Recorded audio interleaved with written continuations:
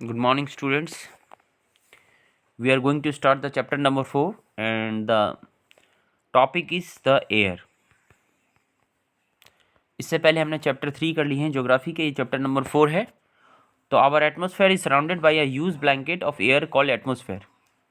जो हमारा यहाँ अर्थ है, यहाँ एटमॉस्फेयर नहीं होगा. हमारी जो पृथ्वी है या अर्थ है वो एक ह्यूज ब्लैंकेट से सराउंडेड है. उसे क्या कहते हैं? एटमॉस्फेयर कहते हैं. जिसमें आपकी जो पहली लेयर होती है उसे ट्रोपोस्फेयर कहते हैं, दूसरी को स्ट्रेटोस्फेयर कहते हैं, तीसरी को मेसोस्फेयर कहते हैं, चौथी को थर्मोस्फेयर कहते हैं और पांचवी को एक्सोस्फेयर कहते हैं. इस तरह से एयर का एक क्या है? बब्बल है. ठीक है, अर्थ के चारों ओर एक बब्बल है एयर का, जिसमें डिफरेंट डिफरेंट टाइप की लेयर हैं. ठीक है, ट्रोपोस्फेयर तो पता ही है आपको. ठीक है, जिसमें सारी मौसमी घटनाएं होती हैं, जैसे बादल का गरजना, बिजली का घटित होना. तो ये ट्रोपोस्फेयर में होता है. ये एक्स्ट्रा नॉलेज थी, आपको करते हैं. तो कंपोजिशन ऑफ द एटमॉस्फेयर के बारे में पढ़ेंगे. कंपोजिशन ऑफ द एटमॉस्फेयर, तो सबसे ज़्यादा हमें पता है एटमॉस्फेयर में जो है 78% क्या है? नाइट्रोजन गैस है. नाइट्रोजन गैस 78% नाइट्रोजन गैस है. तो nitrogen and oxygen are the two gases which make up the bulk of the atmosphere. Nitrogen और ऑक्सीजन है जो एक जो है बल्क बनाती हैं. किस में? एटमॉस्फेयर. इसमें एटमॉस्फेयर की एक बल्क बनाती हैं. ठीक है, ये जो गैसेस हैं एक तरह से लेयर बनाती हैं.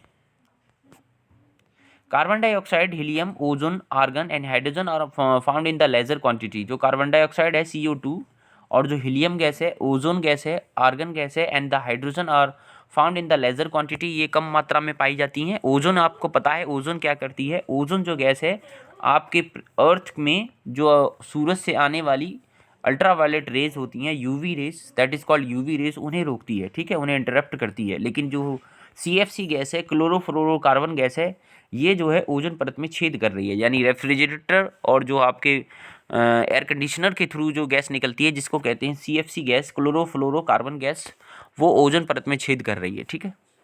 Apart from these gases, tiny dust particles, इन गैसेस के अलावा टीनी डस्ट पार्टिकल्स भी हैं, are also present in the air.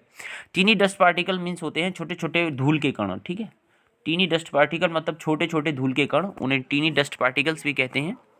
Now let's move to the another part of this video.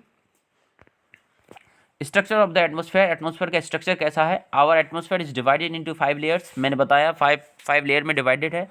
सबसे पहला ट्रोपोस्फेयर. ठीक है, उसके बाद स्ट्रेटोस्फेयर, उसके बाद होता है मेसोस्फेयर, फिर उसके बाद होता है थर्मोस्फेयर, उसके बाद होता है एक्सोस्फेयर. तो ये एक तरह का सीक्वेंस आपको याद रखना है. Our atmosphere is divided into 5 layers starting from the earth surface. जो अर्थ के सरफेस से स्टार्टिंग होते हुए इस तरह से 5 में डिवाइड है. The first layer is the troposphere whose average height is 13 kilometre. कहीं कहीं पे 13 किलोमीटर है और कहीं कहीं पे 18 किलोमीटर भी होता है. ठीक है, ट्रोपोस्फेयर जो है. Troposphere is the layer in which the air we breathe exist. Troposphere वही लेयर है जिसमें हम सांस लेते हैं और सांस जो ब्रीथ हम एग्जिस्ट भी करते हैं. Almost all weather phenomena occur here. जितनी भी मौसमी घटनाएं होती हैं वो ट्रोपोस्फेयर में होती हैं. बादल का गरजना, बिजली का चमकना, ये सारी की सारी घटनाएं जो हैं ट्रोपोस्फेयर में होती हैं.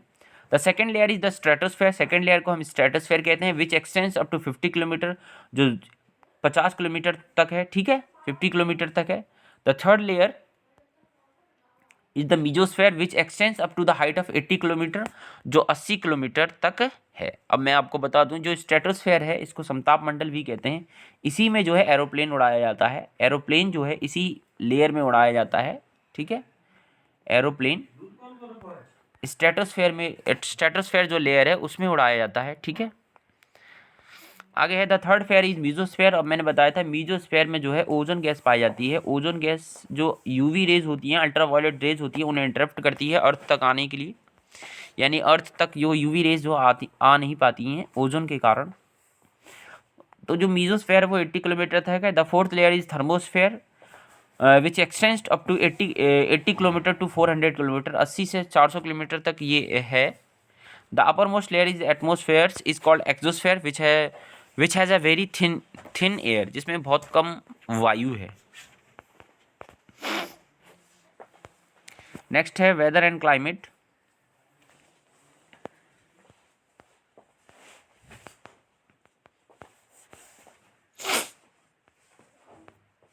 वेट करिएगा 1 मिनट, फिर उसके बाद हाँ ठीक है, इतना ही करना है आपको. वेदर यहाँ तक करना है आपको. स्ट्रक्चर ऑफ एटमॉस्फेयर तक करना है. इसमें आपको करना क्या है, मैं एक फिगर प्रोवाइड कर रहा हूँ आपको। तो ये फिगर बनानी है आपको, इस तरह से एक अर्थ बनानी है। ये इक्वेटर है 0 डिग्री लैटिट्यूड, जिसको इक्वेटर कहते हैं, भूमध्य रेखा। ये अर्थ को 2 बराबर भागों में बांटती है। ऊपर जाओगे तो 23.5 डिग्री नॉर्थ मिलेगी, 23.5 degree north, that is called tropic of Cancer. इसको ट्रॉपिक ऑफ कैंसर भी कहते हैं, कर्क रेखा। और नीचे जाओगे साउथ में, यानी अर्थ के नीचे वाले पार्ट में आओगे साउथ पोल में, तो 23.5 डिग्री साउथ मिलेगी। इसको कहते हैं ट्रॉपिक ऑफ कैप्रिकॉर्न भी कहते हैं, ठीक है। इस तरह से बनाने के बाद फिगर में आपको ये लेयर दिखानी है, इस तरह से ये लेयर इस तरह से दिखानी है। और यहाँ दिखानी है 0 to 18 किलोमीटर या 0 to 13 kilometre troposphere, up to 18 to 50 kilometre आपका आ जाएगा स्ट्रेटोस्फेयर, 50 to 400 किलोमीटर आपका मीजोस्फेयर और थर्मोस्फेयर। उसके बाद आपका जो भी है एक्सोस्फेयर आपको दिखाना है फिगर में, ठीक है। इतना काम आपको करना है। और एक काम करना है, साइड में लिखना है आपको कि जो है नाइट्रोजन जो है इसमें 78% पाई जाती है, ऑक्सीजन जो है, कार्बन डाइऑक्साइड जो है, इन सब को आपको लिखना है। कार्बन ऑक्सीजन कितनी पाई जाती है, कार्बन डाइऑक्साइड कितनी पाई जाती है, ठीक है, और अदर गैसेस कितनी पाई जाती हैं, ठीक है। तो ये लिखना है आपको, इतना सा काम करना है। ये चैप्टर में आपको ये सब करना है, ठीक है। ये फिगर आप मुझे प्रोवाइड कर दीजिएगा। Thank you very much. Topic और रह गया था, इसे और कर लो बच्चों। वेदर एंड क्लाइमेट का टॉपिक और कर लो। Weather is our day to our to our day to day condition होती है। जो वेदर होता है वो या तो घंटे के कुछ घंटों का या फिर एक दिन का जो है कंडीशन होती है ऑफ द एटमॉस्फेयर की, ठीक है।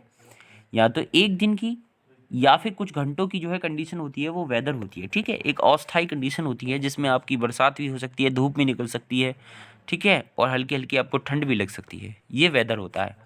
Where climate is the weather condition for a long period of a large area, ठीक है।